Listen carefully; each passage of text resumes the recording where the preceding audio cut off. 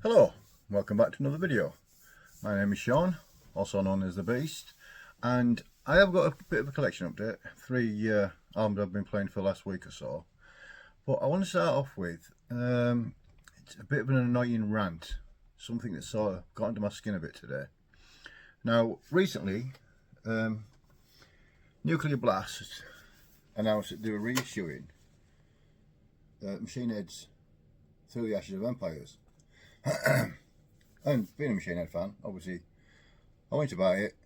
I think it was less than £30 UK pounds. Decent coloured vinyl, sort of matches the artwork and such like.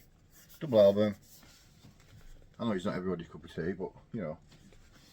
But what annoyed me was the day that I got this delivered, which was, I believe it was last Friday, which will have been something like 1st of December, something like that maybe. I happened to be flicking through on Discogs, and I thought, oh well, I might as well add it to my Discogs collection. And I saw it was already up for sale, and it said highest sold price £80, and I thought, really? Must be an OG press or something such like. So just out of curiosity, I clicked on it, and it was this version.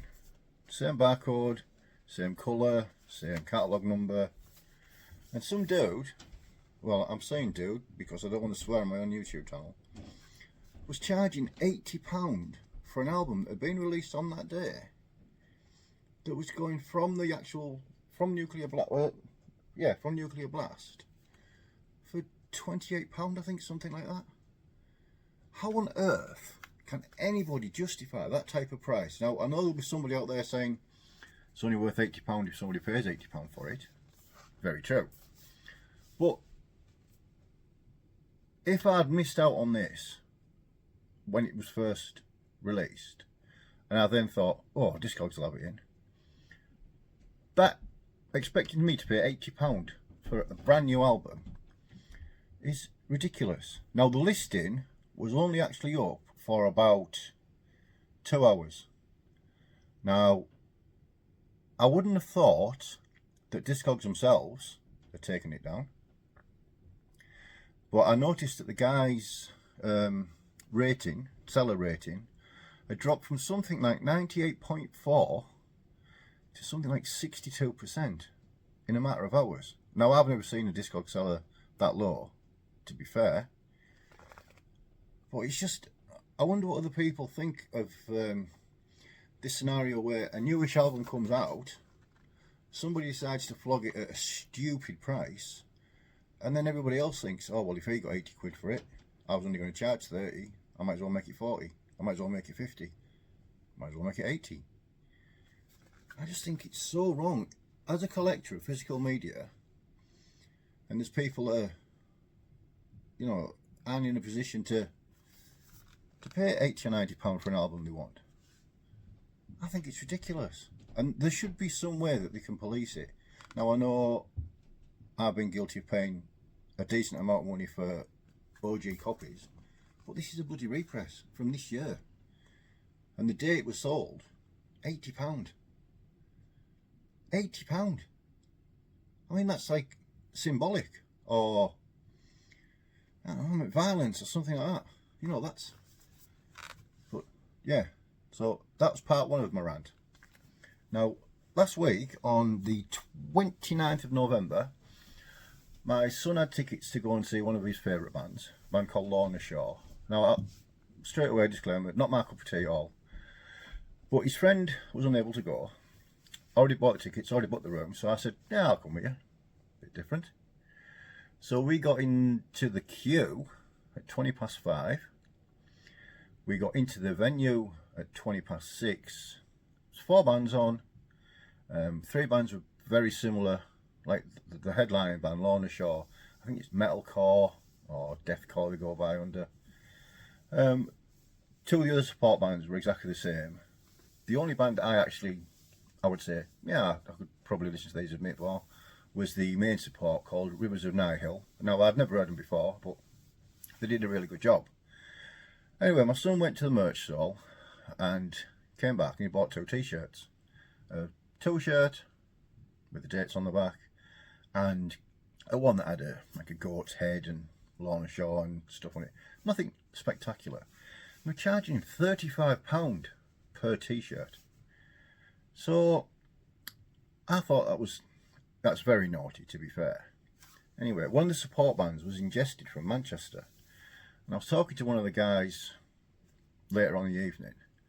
And I said to him about the price of the merch and stuff. And he said, yeah, he said it's the Academy tax. We were in the Leeds Auto Academy. Decent little venue. Sounds always decent. And he said the Academy actually take a percentage now of the band's merch. Now, I don't know, it's maybe just me being naive or tight or what, but that Academy was a sellout. The tour was a sellout. I think it held 2,200 people. I would say 2,000 of them were probably drinking.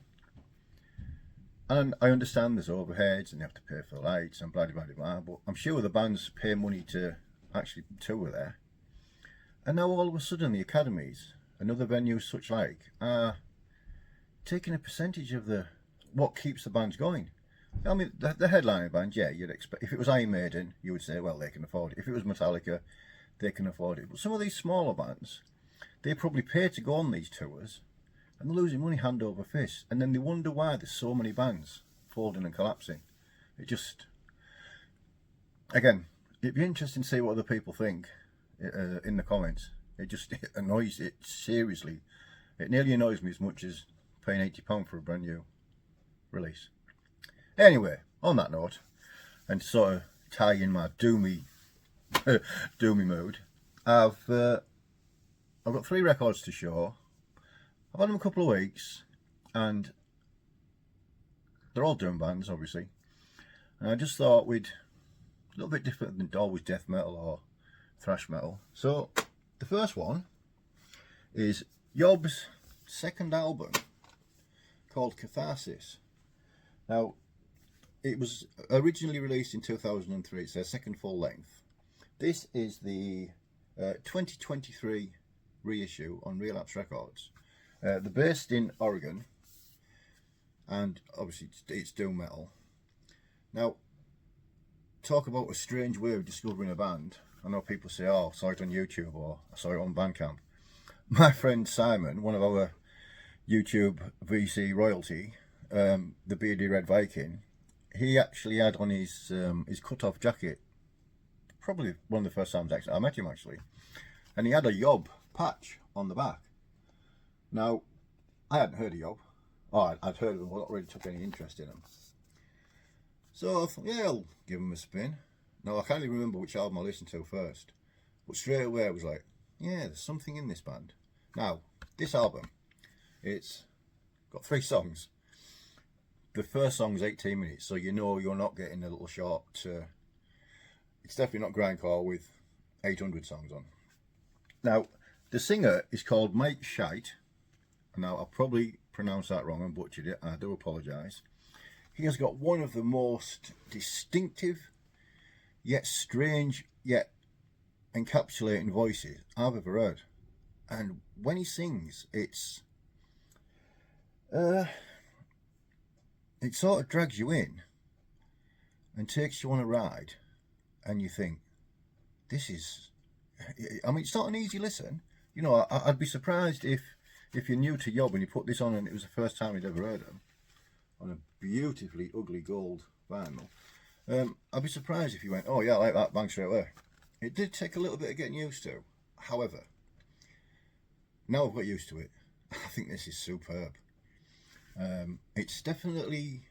It's moved on from the debut, which the name I forgot it. But this is, it's really slow. It's quite heavy at times. It's doom metal. It's quite depressing at times. Some of the riffs and some of the sounds are so almost overwhelming, to a point where if you start listening to it through a decent set of cans, you sort of feel melancholy, but in an enjoyable way, if there is such a thing. It's such a fantastic album. Now, out of their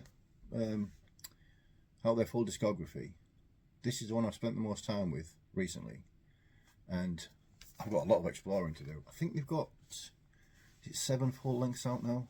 I know I've got them all. I just haven't had a chance to live with them all probably. But this one, yeah. If you're in the mood for something different, that is, it sort of draws you in, and you don't realise, when I said the first song was nearly 18 minutes, you don't realise you've been listening to that one song for 18 minutes. It's not a drag, it's not a bore, it's really, really clever and enthralling. That might be a word. Well, it is a word, but that might suit this purpose. But yeah, so if you get the chance, give it a spin. It's Yob and their second full length, originally from 2003, called Catharsis. So, next up, we have got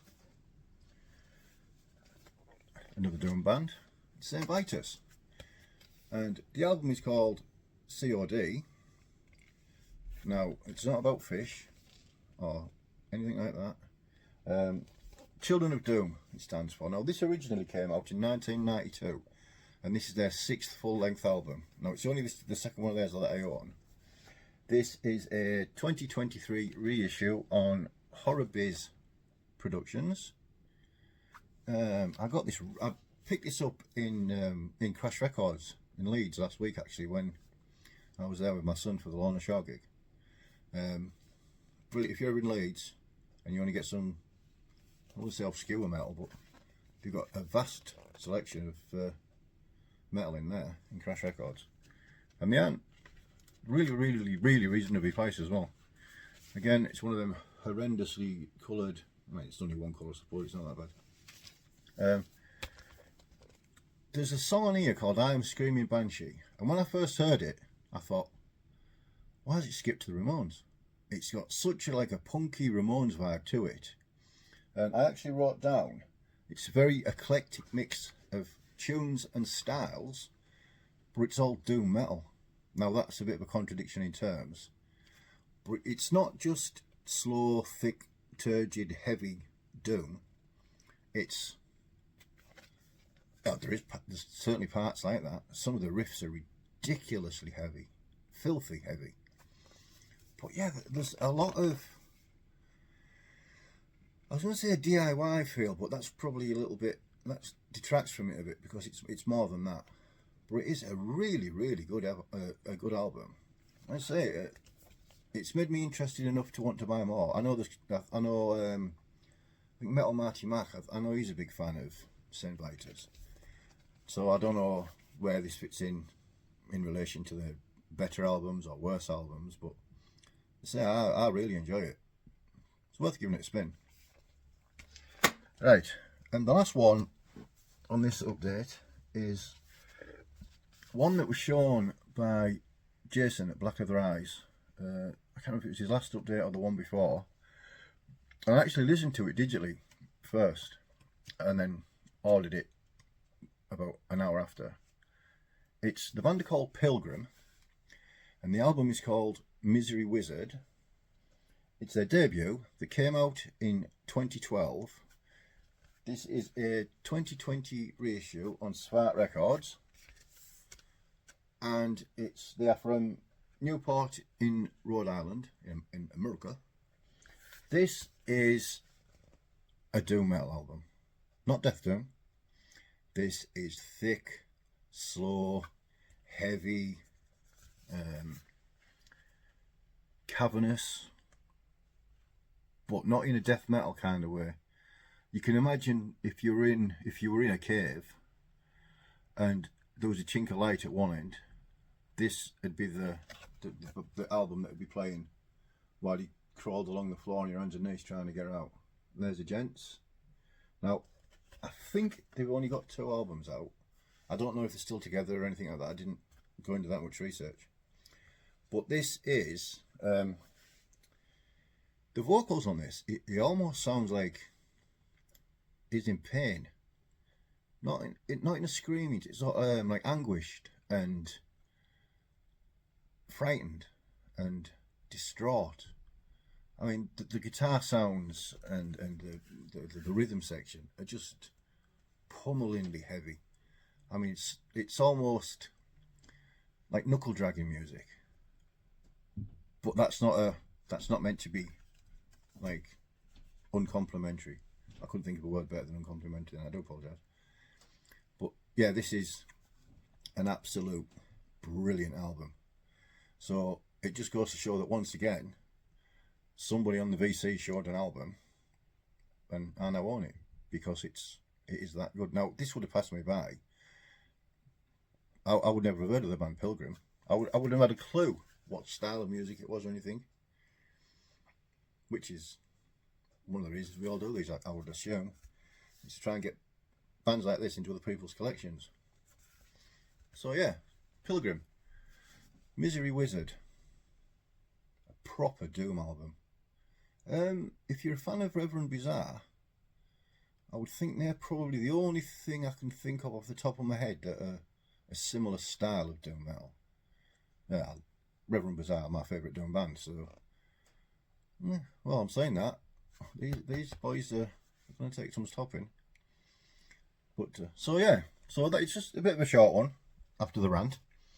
I recently passed 100 subscribers, which is absolutely mind-blowingly ridiculous. So massive thank you to everybody that's took the time to subscribe. As always, thank you to anybody that watches these videos. I'd love to speak to you in the comments and hear your thoughts. Think back to what I said about the £80 new release reissue and the what you think of venue tax, as they call it. Look after each other, and hopefully see you in the next one. Cheers.